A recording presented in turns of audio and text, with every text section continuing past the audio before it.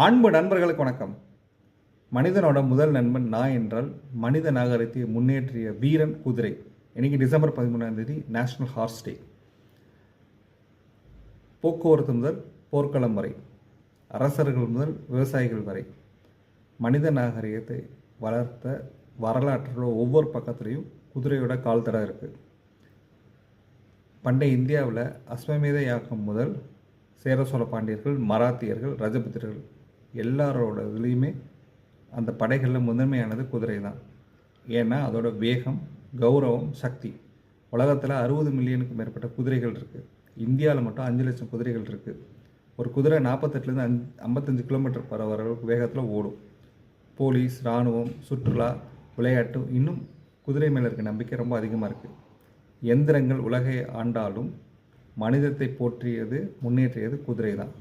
வேகம் மட்டுமல்ல, நம்பிக்கை, விசுவாசம், வீரியம், அதுவே குதிரை. நன்றி.